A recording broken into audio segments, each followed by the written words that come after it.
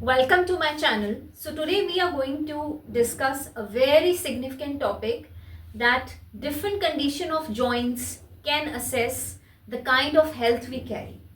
जैसे joints हैं तो joints द्वारा हमें पता लग सकता है कि हमें क्या health conditions हैं और उसका क्या डायग्नोसिस है और उसका क्या ट्रीटमेंट है. नंबर 1, जैसे बच्चों में अक्सर हम नोटिस करते हैं जहाँ पे बो लेग्स या नॉक नीज हैं तो कुछ पेरेंट्स लंबे टाइम तक इग्नोर करते रहते हैं, but that is a deficiency of definitely vitamin D and calcium, खासकर विटामिन डी जिसको रिकेट्स कहते हैं, and that is totally curable disease. तो प्लीज़ बच्चों में जब आपको बो लेग्स या नॉक नीज नज़र आते हैं, consult the paediatrician, consult your orthopaedician. Number 2, अगर एल्डरली लोग हैं या 60 प्लस लोग हैं, वहाँ पे आपको जॉइंट्स के अंदर थोड़ी सी स्वेलिंग नज़र आती है और टेंडरनेस नज़र आती है और उनकी डेली एक्टिविटीज़ में लगता है जैसे मूवमेंट्स थोड़ी रिस्ट्रिक्टेड हो गई हैं, वॉक नहीं कर पा रहे प्रॉपरली, या पेन है किसी भी जॉइंट में, नीज़ में, हिप में, बैक में, तो दैट इज़ ऑस्टियोआर्थराइटिस.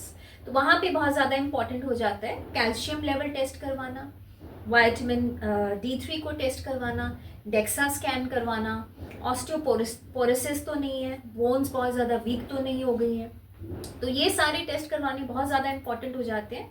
और उसके साथ साथ एक dietary pattern, consult the orthopedician, consult your physiotherapist and consult the nutritionist.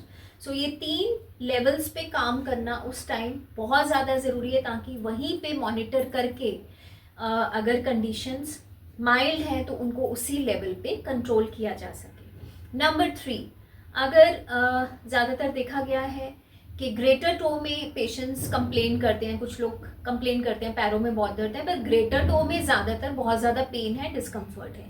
That is the cause of due to gout. तो यूरिक एसिड इमीडिएटली चेक करवाना है क्योंकि यूरिक एसिड यहाँ पे रेज्ड होता है तो गाउट की प्रॉब्लम होती है. तो हाई प्रोटीन डाइट नहीं लेनी है, सिम्टम्स को इमीडिएटली कंट्रोल करना है, कंसल्ट करना है फिजियोथेरेपिस्ट को, ऑर्थोपेडिशियन को, पानी का इंटेक बहुत ज़्यादा रखना है, न्यूट्रिशनिस्ट को विजिट करके डाइटरी मॉडिफिकेशंस करनी है ताकि उसको इमीडिएटली कंट्रोल किया जाए. अदरवाइज लेटर ऑन वो भी बहुत बड़ी कॉम्प्लिकेशन बन सकती है.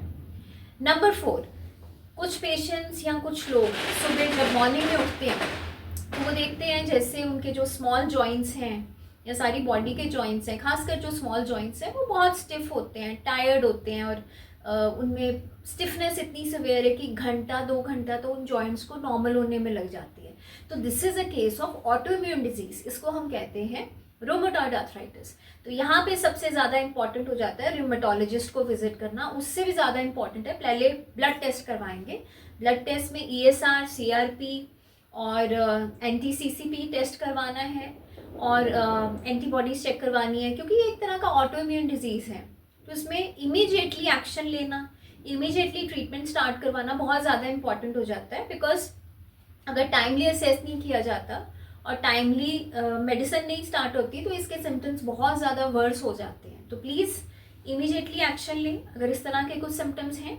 और लास्ट में अगर कुछ लोगों को इसके अलावा शोल्डर जॉइंट की प्रॉब्लम है, नेक में पेन है और ख़ासकर अगर ये मूवमेंट करते हुए दिक्कत आ रही है, रेंज ऑफ मोशन अफेक्टेड है, रात को सोते वक्त बहुत ज़्यादा पेन हो रही है, तो उनको कन्फ्यूजन होती है कि नेक में पेन है कि शोल्डर में पेन है और शोल्डर की मूवमेंट्स नहीं हो रही है, पीछे नहीं जा रहा, ऊपर नहीं जा रहा, range of motion is affected, flexibility has been affected. So that is a sign of 2 reason हो सकते हैं.